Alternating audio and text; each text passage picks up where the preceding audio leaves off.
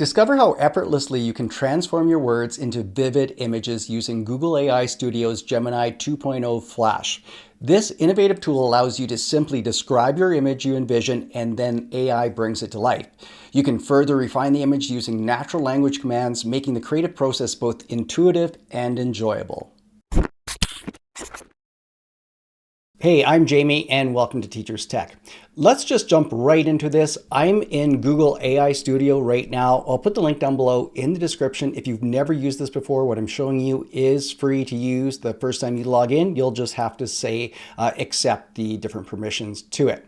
So once you're in Google AI Studio here, which is kind of a sandbox where you can play with all these experimental models that Google has created, all the latest and greatest, and see what's coming down the pipeline.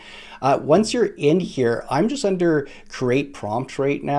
If I move over to the model where it says 2.0 Flash, if I just drop down, take a look at this. This says the image generation. This is where I'm going to go to show you. And this is going to be a quick video because I just want to show you where this is, then you can start playing with it.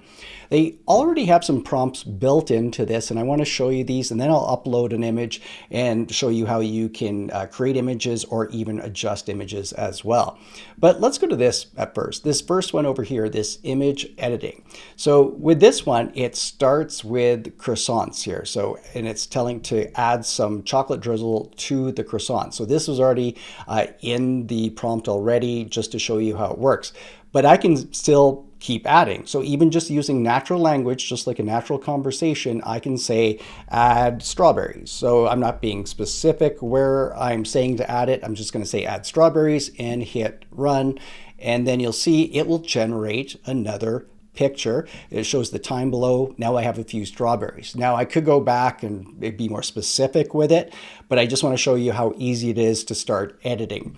Let's add one more thing. Let's say make a hand grab one, and we'll just send this away.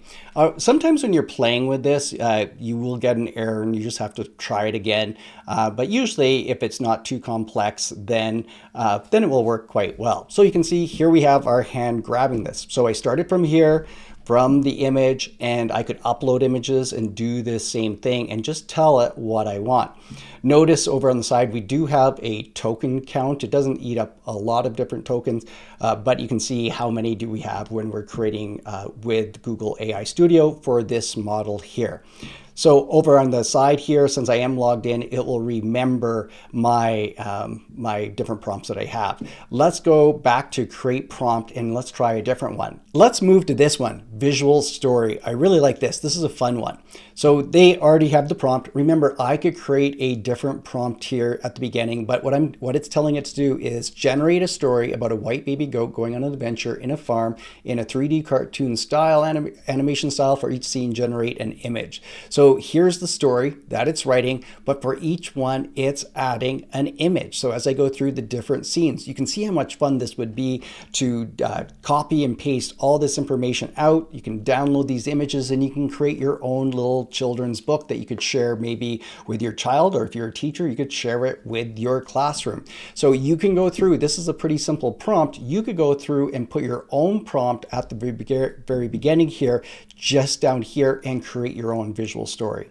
Another prompt they have created here is this birthday card one, and I'm just going to click on it, and you can see in this one, generate a design for a birthday card. So you could go through and ask it to create a poster, a different type of card, and then you put your own information on. So it says, wishing you a day filled with joy, laughter, all your favorite things. So if I'm just going to expand this, and we can see wishing you a day filled with joy, laughter, and all those favorite things. And this is what you told it to write into it.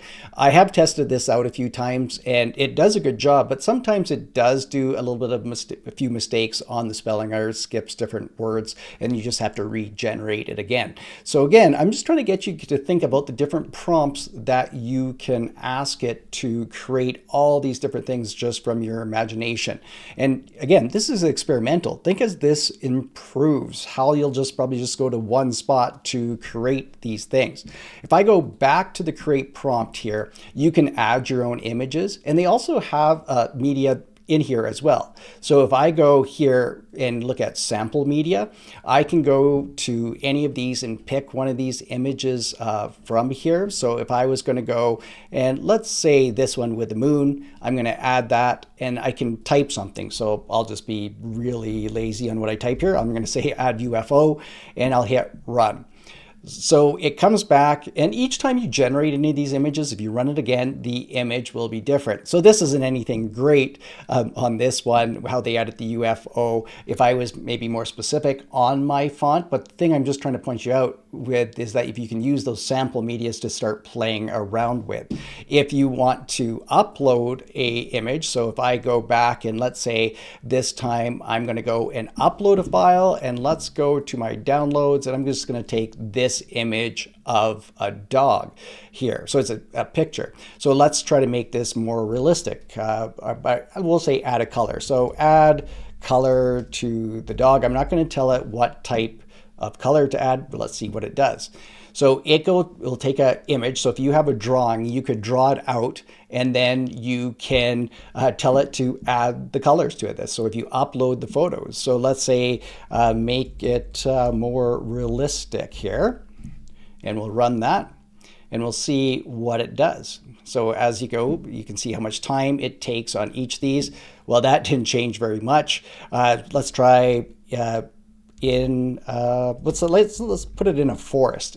And I'm being very not very specific on these different prompts to see how much it can do just based on that. If I get more specific, how it changes. So it did put it in a forest. So again, just different ways that you can play with this fun new feature in Google AI Studio.